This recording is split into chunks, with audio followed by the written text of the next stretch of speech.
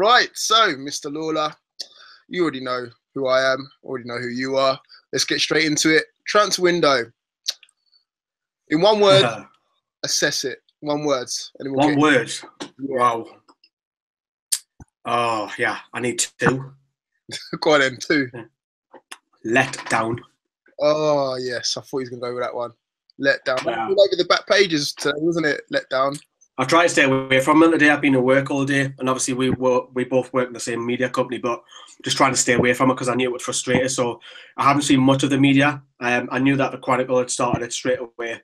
And was it the Guardian? I seen it this morning. I thought, no, I'm staying away from it. And we knew it was going to happen. It was all about Rafa's future after the shock and the lack of the board not doing what they promised him, so to speak. I mean, how do you feel about it? I mean, disappointed. I mean, he's already been linked with West Ham already now. Those stories are not going to go away for at least a good couple of weeks now until either team picks up wins. But yeah, disappointing for Rafa. As I said before in my video today, like, you wouldn't believe that he's a guy that's been at Real Madrid, Napoli, Chelsea, Liverpool. You would have thought that this is his first job in management and they're kind of babysitting him in. He knows what he's doing. Just let him do what he needs to do, you know? It's just disappointing. It's very frustrating because, as we all know, Rafa's last 2-3 press conferences, all he kept saying, players need to leave, players need to leave, players need to leave. And he's kept going on about it for weeks and weeks and weeks. And we thought, okay, once we get players out of the way, that's fine. Then we can bring people in. And then we'll start to see a cut 2 to 3 players like Hanley, Riviere, De Jong leave in the matter of space of 2 to 3 days. And we think, right, bring on deadline day the last 2 or 3 days. We thought we'll get one players in. We've got a big wage saving. And we didn't get anybody. And Newcastle targeted Southampton's second choice left back. And whether there are other deals out there that'll probably come out in a few days' time that Newcastle were in for this player and that player, because that normally tends to happen. But it's really frustrating that a club of Newcastle's size has to target, no pun intended, Southampton's second choice left back. And that was the story of our deadline day, which is absolutely disgraceful. Fucking, it's joking, isn't it? Well, let's talk about the window in its entirety. Obviously, there was a couple of key transfers that we missed out on. Yeah, Willy Caballero, Tammy Abraham, Samido as well. But we did actually sign 6 players, 8 if you want to include the youngsters as well. But we won't count them because they're not going to make any first team appearances anytime soon. So the 6 that we did bring in, who's actually impressed you so far, and which one did you actually see has a future here at the club? I think Florian Lejeune looked brilliant, awesome in their pre-season, and obviously his injury in Spurs didn't help matters. Mikel Merino, he seemed a bit of a hit and miss, but last game out, he was absolutely man of the match by a mile. He was running the show. Those two in particular. Hoslu, yeah, you might do a job for you, but is he going to set the world alight? No, he'll have the odd good game here and there. He was outstanding against West Ham, but is he going to be outstanding again against Swansea? Mankio, don't want to talk about him. I think he's... Chris Natsu, permanent one, I was 50-50 on it. I was like, I'm not too bothered because we had Rolando Aarons, and I think Rolando Aarons is a little bit unfortunate not to play against West Ham with his outstanding performance at Forest, but it's disappointing. Looking at those lists, I mean, you probably look at those players and half people who don't support Newcastle probably say who. Well, I've spoken to quite a few YouTubers from different teams and stuff like that, and then I'll go through our signings. They're like, I think I know Atsu, but the rest of them, they're like, who are they? You know what I mean? So they're no household names, no big names that jump out at you. They might come out good yet. They might come good yet, but it's one of those things that are frustrating that Newcastle aren't buying proven Premier League quality. We're buying bargain basement. We're scrapping at the bottom. We're at the lower end of the food chain. Yeah. Yes, we'll come up. And people throw the Huddersfield at you, the Brighton at you, they spend more money and so on. But Newcastle should be competing against the mid-table teams, like just Stoke. We should be just under, I think, just under Everton. Just under Everton. That's where Newcastle should sit, including the league table, the transfer market. Yes, Everton throw millions left, right, and centre, but Newcastle should be then the next team throwing the millions. It should be us after Everton. We should be a top 8 side. Yeah, no, I totally agree with you. Now, you threw this question at me yesterday in your podcast. I'm going to throw it right back. The players that we got rid of, is there any now that we should have kept? Let me get my list because there's quite a few here. Yeah. Let me move around. Right. Well, I've actually still got it from last night. It's easy to say in hindsight, isn't it? Yeah. Who can leave, but I've always said you should have kept Vernon. I think you've said that as well.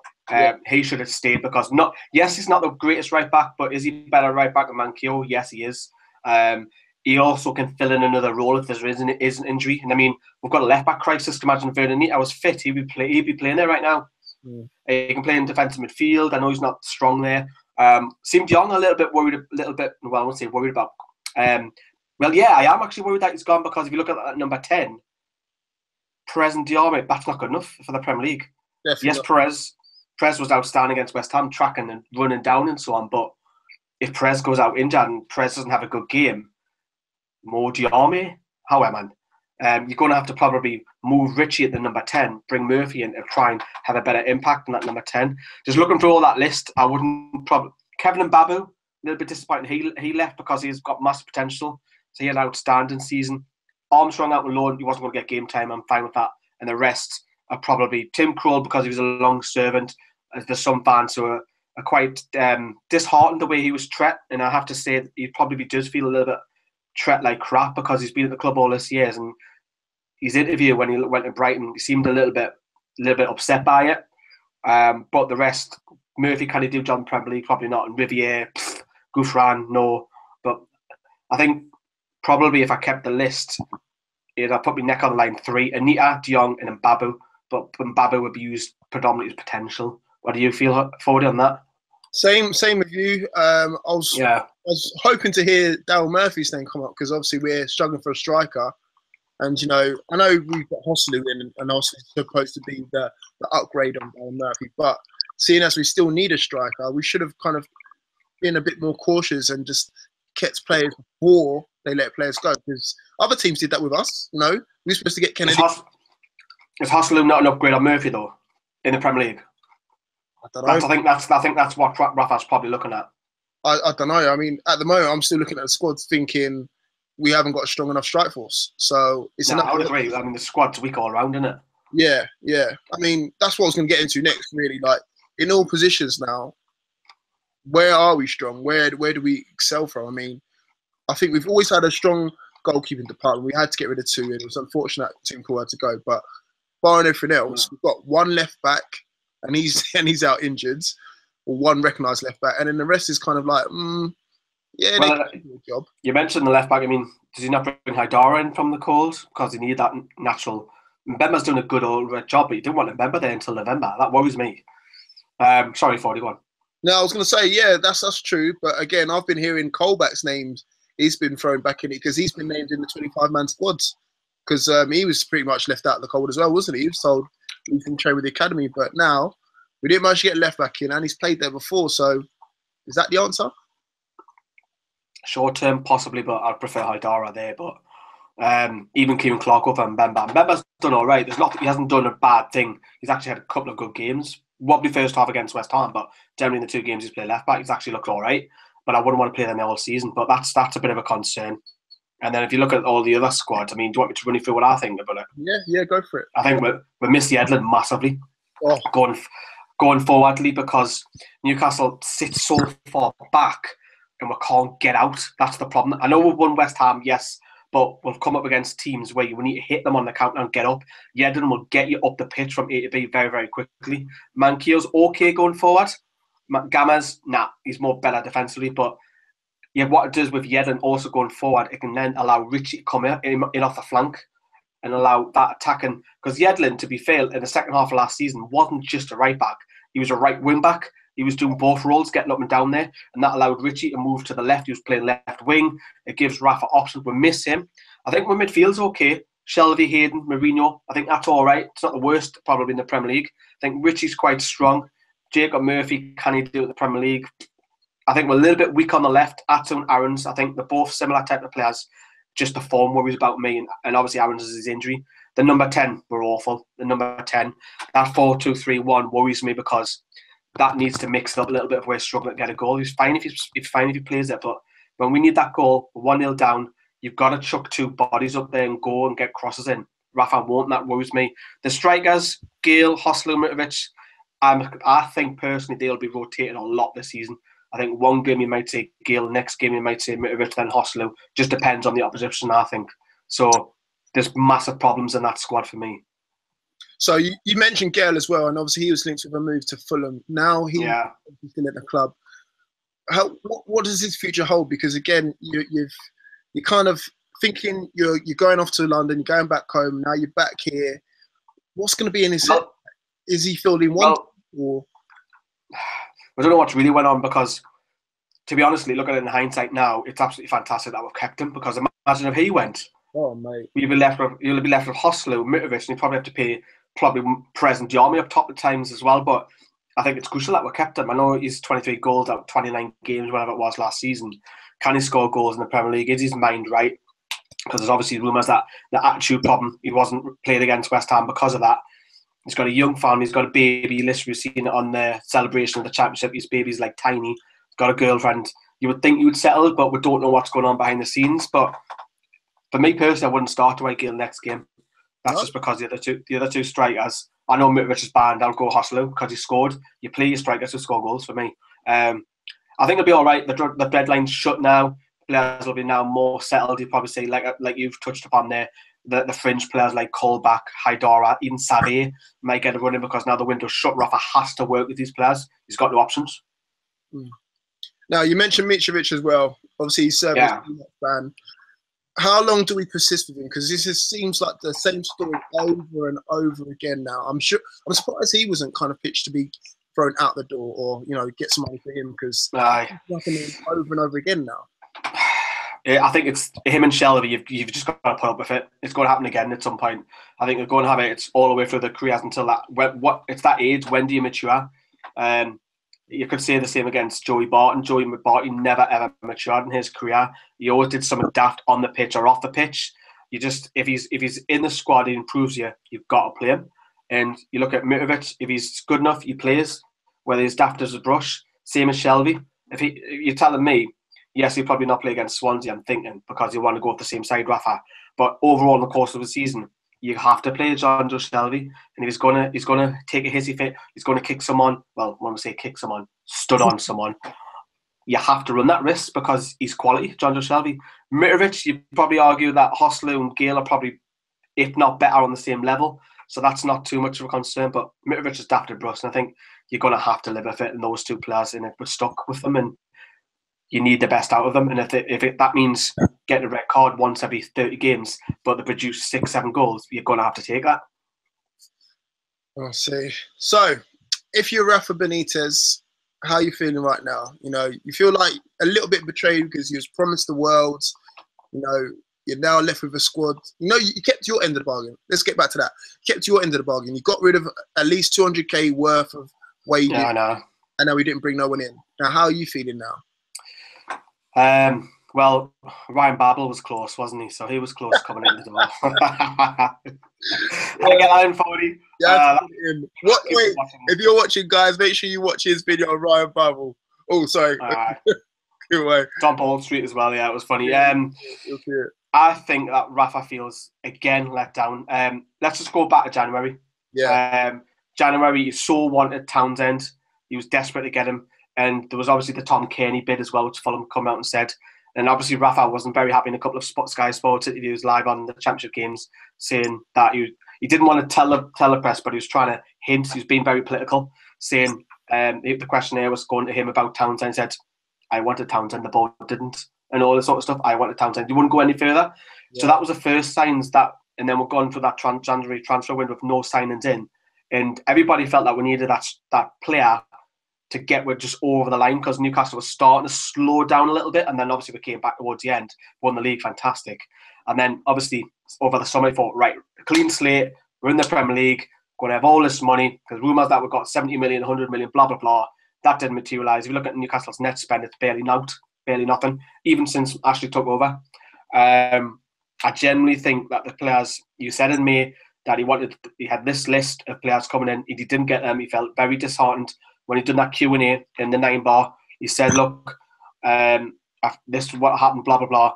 And I generally feel like he feels let down again for the third time this summer. Well, it's talking about January, the start of summer and the back end of summer. he's been let down, and you know what? He's probably that close to leaving. And the only thing the two reasons I think he'll stay is one, because of us, the fans. Two, because it's a Premier League job that he'll have right now, and it's close to home. That's what I think. That's keeping him here. Anything else, I think if he was put into the same owners, put into another club, he'd be gone. He'd be literally gone if they had a different kind of fans. And because we're fans, we love him, we sing his name, and we're daft about him, we're passionate, he sees that. But if he was in a different club, somewhere, I don't know, say down the road or in Leeds or whatever, and the fans didn't like him at Arsenal, imagine him at Arsenal, Rafa Benitez, he'd be gone. Banners and everything, no way. Oh, but there's even talk about banners about Mike Ashley being branded about. I've had inboxes and said, no, I'm not for that. I'll go to the ground to support the team. I don't care what's going on off the field. When I'm there, I shout, I have a sore voice, do we fan cams, I get people involved. I'm not for that, going to make Ashley banner out. Do it afterwards, do it beforehand, fine, but not at the game. But I genuinely think if he walked, I wouldn't be surprised for it. I wouldn't be surprised. And there's probably going to be a crunch meeting, I probably think, because we know that Rafa had the day off today, didn't he? It's probably be a crunch meeting, and the media will blow it up and all this sort of bollocks. And are you genuinely worried about Rafa?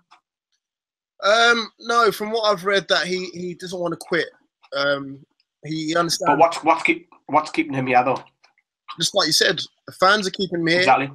But also, I think it's the finances as well. Someone who comes in from, say, for example, a West Ham, for example, would have to come and buy his contract out, which again is not a lot from what I hear.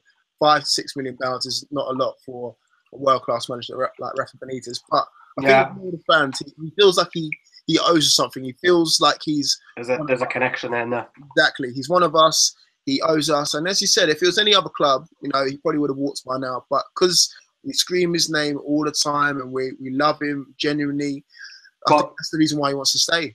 But there'll be a point where he's had enough, because if you look at Liverpool's situation, it was exactly the same.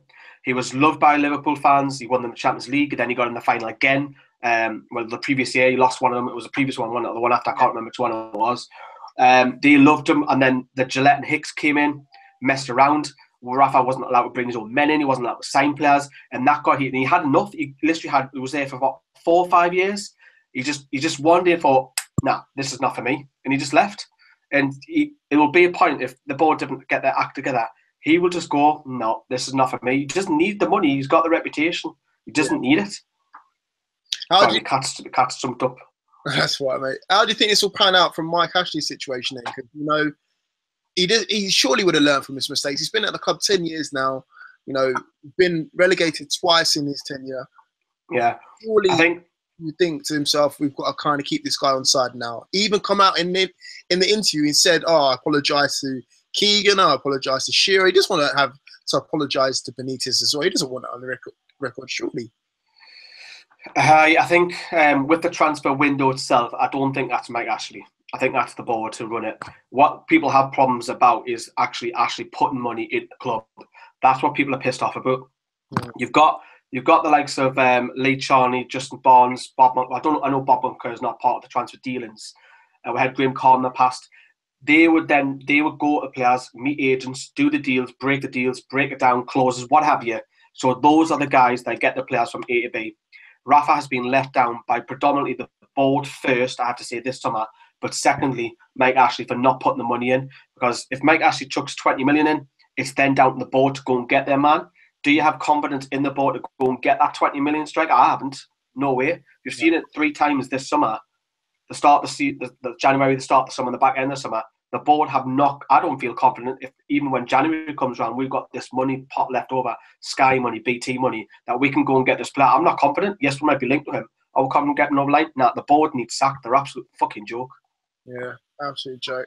Mate, I'm worried. Because we've got Swansea up next, and I've been looking at their recruitment in their transfer window. They did pretty well. They brought in Renato Sanchez. I can't believe it. Seriously. Yeah, I think they paid him high wages because of the Sigurdsson sale, haven't they? Well, that's a big loss, mind you. Something's got to be done. I mean, they did well. They replaced him well. They also brought back Wilfred Brony. No, we'll see if they replace him or not, because 15 goals a season, that's a lot, mind you. But again, come on, Sanchez and Boney alongside Sanchez Sanchez is a fabulous loan buy. They'll be paying him shit hot wages, sorry. Yeah. But that's because they'll get some money, they can afford it. Yeah. I mean, how do we match up against them? Because don't forget, we've also got, Lejeune might be back. Dummett's definitely out. Yedlin should be. Yedlin should be back. How are we playing? The Shelby's back. Shelby's back as well. Obviously playing against his old side. How do we line up against them? Talk me through it. I think it'll be the same midfield, and I think it'll be Hostel up top. Hostel. So you're talking Richie, you're probably talking Hayden, Mourinho. Shelby will be on the bench because the other two are on form, and he's obviously been a bit of a daft idiot against Spurs. Atta on the left. I think it'll be Hostel going up top, and then the defence, if they're fit, you'd probably say Yedlin. Lascelles, if he's captain, he plays. Constantly being on the bench, and then you pick either between Clark and Lejeune. I think you'll go with Clark because of the fitness. And then who do you play left back to bring Haidara in from the cold to keep Mbemba there? And then Elliott picks himself. But you know what? Not Shelby. Swansea, you look at them on paper, they don't look great. We shouldn't fear them. Yes, we're going away, and we haven't got the greatest record down there. I think we've only won once in the last odd few years when we had the likes of Barnes, Cisse and Ben Arfa. So for me, I'm not worried about Swansea. I'm expecting Newcastle to pick up something from this, at least a draw, because I think Swansea will be down there towards the end of the season. I think they'll be hovering in the bottom 5 positions for me. Are you worried about Swansea, like Forde? I am a little bit, to be honest with you. I think their recruitment... I'm not like... Yeah, well, their recruitment's been a lot better than ours. The fact that they've managed to lure Tammy Abraham, someone that we was after, shows that they must have some allure. The coach is doing... Scale of competition, man. Mate, the competition's fearless at the moment, mate. They're going for it, and so are other teams as well. They're leaving us behind. Got the likes of Brighton leaving us behind. Huddersfield doing okay. Swansea. These are the sort of teams that I would have thought we would have been in and around, and they've strengthened. And to be honest, we've just kept the same. We've just replaced like for like in my eyes. I can't see a sign. Yeah, we haven't improved the squad, however, not massively. No. Maybe got a couple of tweaks here and there, but not massively. Whereas Huddersfield and Brighton probably have, because we don't know much about their signings. They're all a bunch of, no disrespect to them, unknowns, and probably some of them will come out as probably good players. But they probably have improved their squad. We'll probably not know this until after 10 games, when the league starts to settle down and people are starting to be in the correct positions, whether they're being good buys or not. But Newcastle's wage bill's way up here compared to those two, though. No, I'm not sticking up for Newcastle. Well, of course I am sticking for Newcastle, but you know what I mean? Yeah, I get you. So, all right, cheers for that, Lee. Well, that's it. Transfer window was a shambles. We still got Rafa as manager, just about. And Swansea up next. Come on, Ryan Babel making his debut. Yes, guys, you guys watching, please make sure you watch that video. It's an absolute hoot, mate. You need to watch that. And obviously subscribe to Newcastle Fans TV as well, guys. Cheers, man.